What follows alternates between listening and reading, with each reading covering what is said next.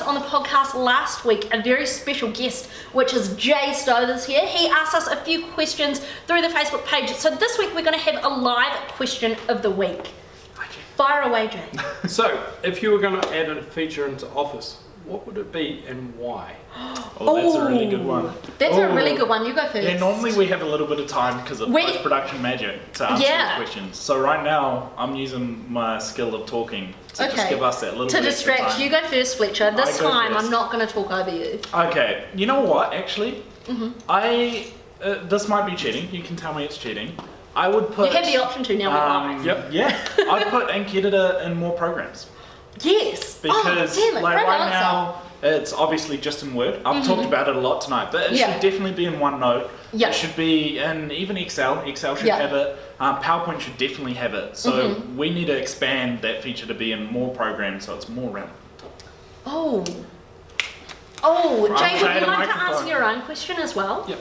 So, in relation to the podcast the other day where we were dealing with the fact that dyslexia is a thing, I would like to see Ink involved into that same process. Yeah. So that way it's a good learning tool for writing, because even like through primary school, I didn't learn how to correctly write until I was around about 8. I still can't spell. So have it in actual but it's something that allows you to deal with reading but also writing at the same time. Yeah, so having you kind of that used double to writing. I really like that. That's really cool. Those are such That's great a great answers. one. I'm really on the spot here. This is, I think, the first time I've been speechless on the podcast, which is terrible. She's really just like, talking like I did. I know. Let's I'm really point trying that out right to cover this in. I think I'm going to go with inking as well. I think that naturally inking is kind of my first way of doing things. Inking and speaking are definitely. So I really like dictation, and I'm going to steal a little bit of both of what you've said. But like you said, Jay, with things like learning tools, being able to go through and have it read back to you and teach you how to write it, maybe kind of more of like a math assistant kind of thing, where it can kind of, it helps you sound out words and things like that. But just kind of, I guess if you can do it with maths, maybe you can do it with kind of speech and writing and text as well. I think that'd be a really powerful tool. I think for someone like me, I really like clarity and concise within Word. It's part of the new spell check features. So I say a lot of words in a sentence, as you guys may have realized. So I do that in my emails, I do it in my assignments, and when I was at uni, my assignments were always over the word count. So having something like clarity and conciseness in there and in all of the programs, I think would really help me actually get to a point that I'm trying to make. So I think I said 3 different things. So literally a prime example right there of why I need clarity and conciseness everywhere in my life. Awesome. Do you have anything else you'd love to share with the podcast, Jay, while you're here? No, just happy selling Office. Happy selling Office, everyone. Thank you so much for joining us, Jay. Jay's definitely our number 1 fan, so thank you. No worries. Thank you. Welcome to the first ever section of Thoughts on the Road with Hannah and Fletch. We're currently on our Grand South Island tour. You may not be able to tell by my traffic cone vest. She's not going to get hit by a car. I'm a safety hazard. I am one with the sign. It's very cold down here, but essentially we are at the southernmost point of New Zealand, of mainland New Zealand, apart from Stewart Island. That's why we have this fantastic sign in the background. Yeah. We're 18,958 kilometres away from London. Yeah, wow, well done. You were there a few weeks ago. How does that feel? Very strange looking at how far that is. How many places have you been to on the sign? Is Wellington, my homeland? Oh, Cape Reinga is that way. That's really weird, So we have 2 of these signs in New Zealand. Yeah. Well, at least 2. And Cape Reinga is at the northernmost point of New Zealand, where we have another one of these. One day we'll have to get there. That's our new challenge.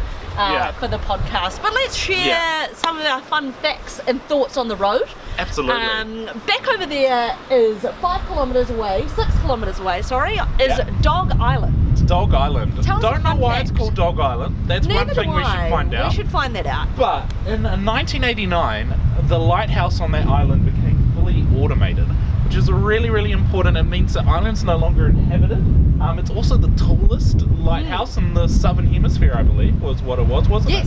Yes, indeed. So very important for any ships coming around the bottom of New Zealand, but there's something related to that fact, isn't there? Yeah, we're going to make these facts a little bit fun about good old New Zealand, but we want to make them relevant to our Microsoft lives and our Microsoft story that we tell on the podcast. Something amazing happened for Microsoft in 1989 as well, which was, Fletcher? Well, Office became available for Macintosh. Very exciting stuff. Very exciting stuff. All right, we're going to get back in the car. We're going to continue on our journey, and we'll see you in the next city. So we're now about half an hour up the road in the mighty town of Invercargill. You've been here a few times. I have. I've been here a few times to do a few different technology expos, so very excited to be back. I'm 24 years old and I've never been here. I've been to a lot of places around the world, and so far Invercargill hasn't been one of them.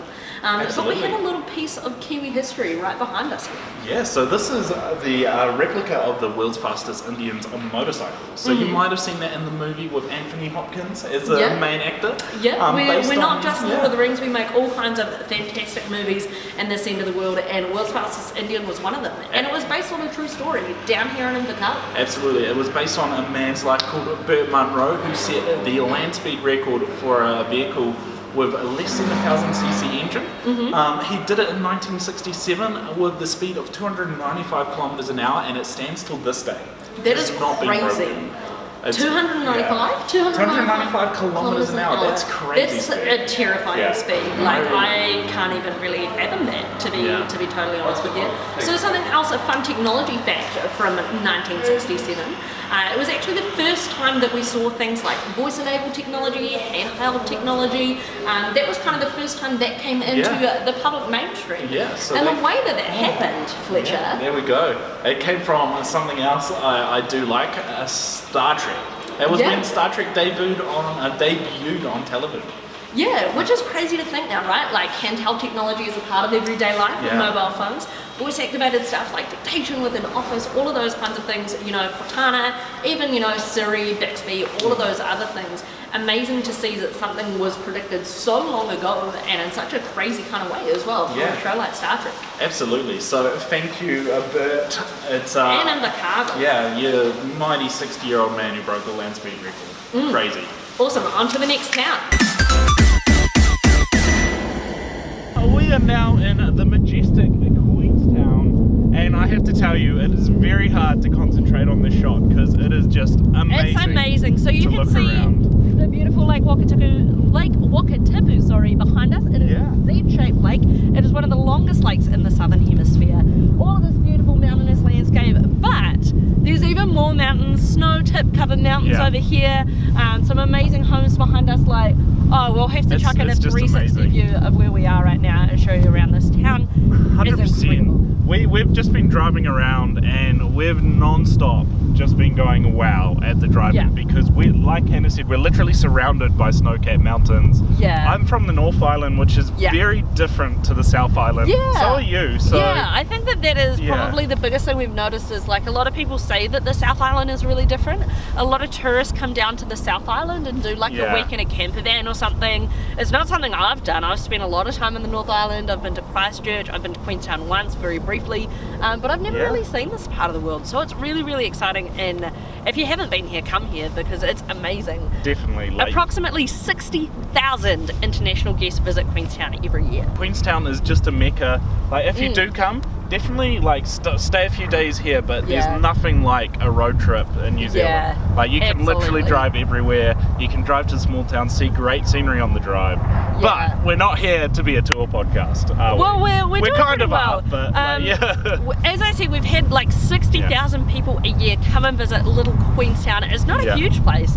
We've had some amazing people over the years. We've had Justin Bieber came here while he was in New Zealand last. Ed Sheeran loves it here. That's what I was going to say. My good personal friend, not really, but I really like Ed Sheeran. He stayed here in New Zealand for about a year or so, didn't he? Something close to that. You're no more. He hung out here for a long time. Let's not give false facts. But there was also a famous US president. A famous US president. So, Bill Clinton was the first US president to visit Queenstown in 1999. And what fun things happened in technology in 1999? One of the most important things in modern technology, the USB flash drive was made in 1999. And how important has that been? SSD, flash drives, it all comes from the same I think it's pretty technology. crazy thinking of, I was a small child in 1999, but the kind of computer we're using, that big beige box, I talked about it in our first ever podcast. My dad had like a 3-tier drawer full of floppy disks, which was backup for our device. So, you know, the introduction of USB in 1999 when Bill Clinton was here in Queenstown. We are currently at the lower Shotover Bridge here in Queenstown, and once again, just check out this view. I know that you're kind of here to listen to us, but the scenery is more. It is remarkable because those are the remarkables behind us. Hey, so this bridge was originally built in 1871, but the bridge we're standing on is not the original bridge, is it? It is not the original. We think we can see part of the original, not sure. Yeah, we'll chuck in a shot for you guys. Washed away in 1878. Yeah, which is ages ago in terms of technology and what was happening then. But this bridge was actually rebuilt in 1915, which was a spectacular year for technology. Absolutely. It was the year that the first transcontinental telephone line was finished, I guess. Yeah, so the first call was made on the 25th of January 1915. I remember that because the 25th is a day before my birthday. And it was made by Alexander Graham Bell to his colleague Thomas. So from New York to San Francisco. Bam. So key takeaway, Hannah's birthday is Jan 26. We're now in Arrowtown, which is about 25-30 minutes out of Queenstown. Yeah, not very far at all, really. Yeah, it's like the South Island is very famous for wine, its scenery, but Arrowtown first became really famous for gold mining. Yeah, so this was a big area where you used to pan gold in the river, and New Zealand had a bit of a gold rush when that was found. Yeah, it was first found in 1862, and by January of 1863, by today's numbers, $18 million of gold was exported from here in Arrowtown, New Zealand. It's pretty crazy considering there were not many people in New Zealand at the time. In fact, I'm going to spoil you with some extra facts. The gold rush caused so many men to actually immigrate to New Zealand and the South Island. They had to try and incentivise ladies to come along to have enough ladies to, pair up. And that's one of the reasons why rugby is also very famous in New Zealand. Because they were trying to come up with ways for the guys to have a bit of entertainment and do something fun. Well, there we go. Thanks for the surprise facts. Yeah. But Arrowtown has more recently become famous for having a huge part in Lord of the Rings. Yes. So from Arrowtown and its surrounding areas, a lot of the South Island is very, very famous for a lot of those mystical mountain settings and things throughout the Lord of the Rings films. We're currently exploring more of Arrowtown, and we're here in the Chinese settlement area outside Alam's store. Yeah, Alam was a Chinese business owner right from the 1860s until 1925, when unfortunately he passed away. In 1925, he was the last remaining Chinese shop owner in the region, which at some points had up to 8,000 Chinese people living here, which is crazy. That was they were responsible for 30% of the gold production. Yeah, which is an insane amount. Unfortunately, they weren't treated very well here in New Zealand at this time, which is a pretty sad part of our history. Yeah. But Alam was well respected in the community because he did save a miner from drowning in the river, which is just over there. Absolutely. So luckily in 1986, this whole area was named a conservation site, and Alam's store was rebuilt as such. It was still around, but they restored, and it's the only 19th century building still kind of fully standing from the Chinese settlement on this land. But 1986, when this was restored, was also a very, very, very important year for technology, especially for Microsoft. Yeah, it was a big year for Microsoft. The Microsoft public shares began. And after the first trading day, it sold at $61 million. Which is insane. Yeah, they also moved into the Redmond and Seattle campus, where they still are to this day. So buildings 1 through 4 was started up in 1986. A couple of other fun facts as well, totally kind of unrelated. Disney Pixar was formed and went public, but there's also a fun fact about Compaq as well. Yeah, tell me about it, Hannah. Stitcher, they released the Desk Pro and one of the first 32-bit computing systems as well. Which 32-bits still used today. So still used today. Great bit of technology, lasted a while. We are now on the beautiful Karawau Bridge, which is the home of AJ Hackett Bungee. Yeah, so this was the first ever commercial bungee. So AJ Hackett made bungee famous around the world, us crazy Kiwis.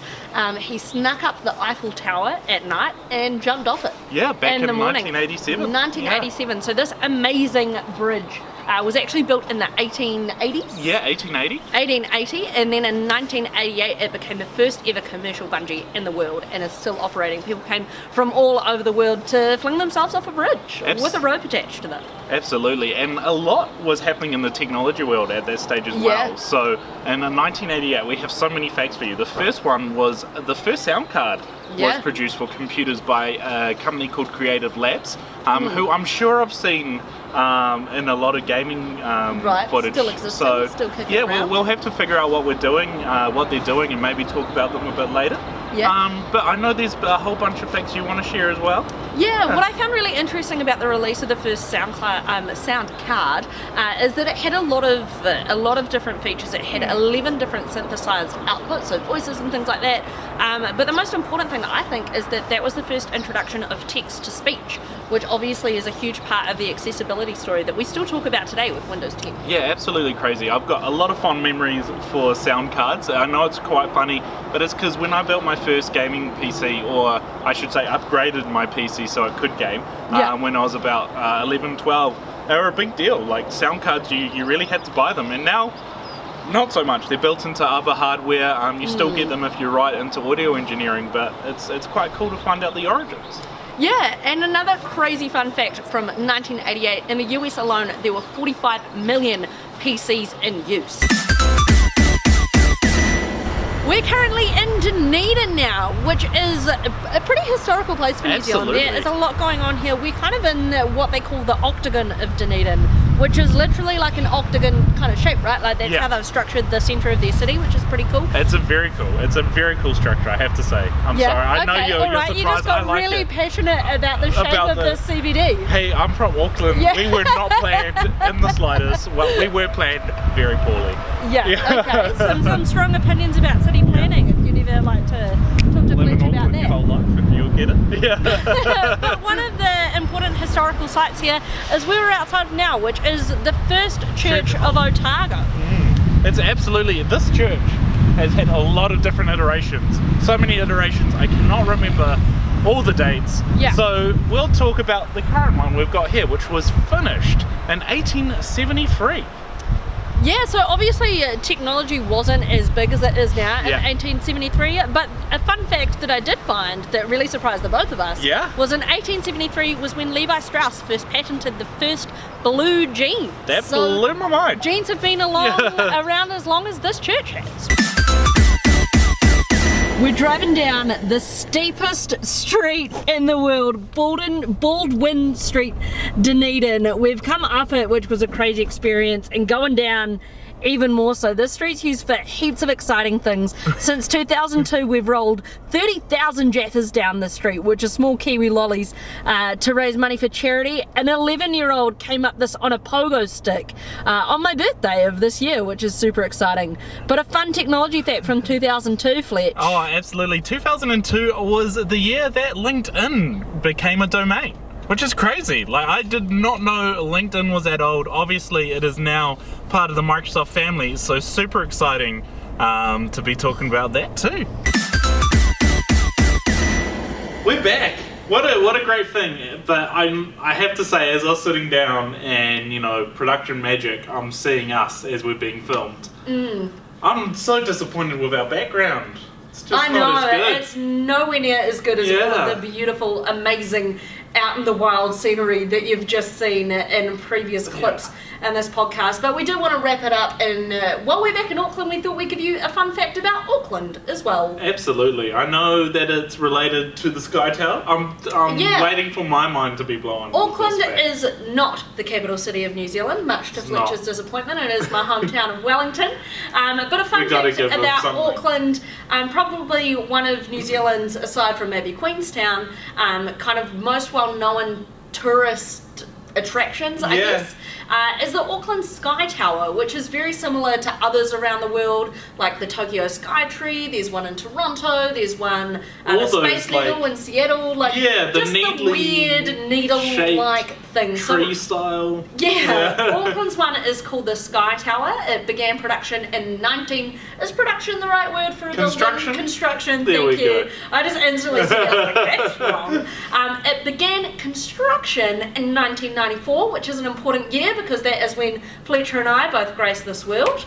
But it finished in 1997 and was open to the public, and since then every single year we see approximately 415,000 people visit the Sky Tower every year. Which is pretty crazy. There's a lot of stairs to walk up if you don't take the lifts. I didn't know you could walk upstairs. Yeah, you can walk upstairs. Can you? I've only ever been in the lift. It's one of those exciting things where you go up super fast, lots and lots of floors. It's got viewing decks and all kinds of things. But in looking up this fun fact, I did also learn that it's actually the largest FM transmitter tower in the North Island. And I just thought it was for show. But it's actually used as a transmitter, which makes a hell of a lot of sense. But what else happened in 1997, Fletcher, in terms of technology? Well, Grand Theft Auto was released. I know that one. I know. I didn't actually play the original, but I've seen a lot of videos of it, and I know there's a lot of mobile games based on it. But it was like one of those top-down looking games with 2D graphics.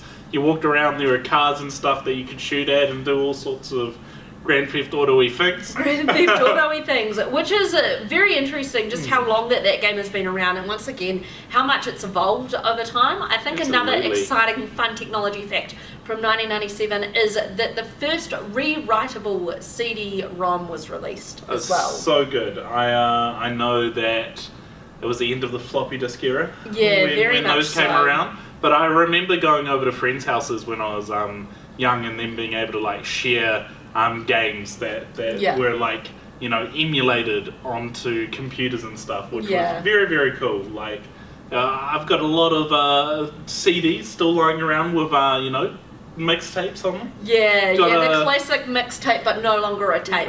When I shifted houses, I found my classic sleeve just full of them, and I was just like, I would love to hear what's on it. Do you still have something in your life that can play a CD? Genuine question. Yes, I do. Okay. I have a home theatre system which still plays CDs. Okay, because I was just thinking about Xboxes. Xbox, of course, you can put it. That's the only thing I have that can play any form of disc. I also have a portable CD reader. Cool. Because I've got so many classic games that I put onto my Surface Book too, so wonderful. Yeah, it's so good. Wonderful. While we are here and wrapping up, I do also feel a very strong need to redeem myself from Question of the Week. We filmed with Jay just after we'd finished our Christchurch event, and I won't lie to you guys, my answer, and you may have thought watching it, that's crap, that's a terrible answer, you didn't really make any kind of a point. And it's been on my mind through our whole tour, my answer was rubbish, so I'm going to answer it again. So you're cheating. So I'm definitely cheating. I'm not going to edit it out, because then you'd really call me a cheater in this ground. Hannah told me that she was going to re-answer it. That was the first question. You've got to keep your original answer in there. So Jay's question was asking about what new features would you add into Office and why. And I don't even remember my original answer. It was that terrible. Clearly, I don't think on the spot very well. But I've thought long and hard about this, and I don't want to go back to, I kind of want to go back to the age of Clippy.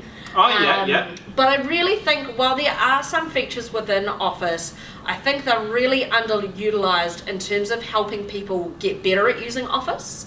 Yes. I think there in Office 2016 there was an introduction of the Tell Me bar, allowing you to kind of say insert picture and it would lead you to there.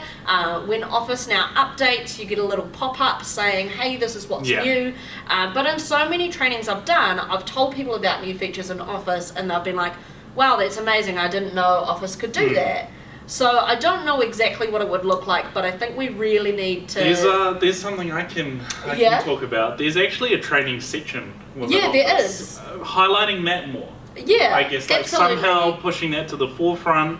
When you install it or you open Office after not having it open for a long time. Maybe being check out these little courses to find out more. It's a very difficult thing to do, and I think that there's a very fine line with consumers between being spammy and being too in your face and then not pushing information enough. So I think if I was to add something to Office, it would definitely be more of a learning section, which I guess was similar to my original answer, kind of, but just using Office more for learning and learning how to use Office more efficiently and all of those kinds of things I think would be super awesome and very important in the Office world of things. So I'm glad I got that opportunity to give a more thought out answer. That's good. That's good stuff. I like it. All right, well, we are back in action, and we're excited to look forward to Fallout 76. It's coming out next week, so we'll be playing that on the podcast very soon. But if you guys have any questions, any ideas of what you'd like to see next week, let us know in the comments below. But unless you've got anything else, Fletch. No, until next week. We'll see you guys next week.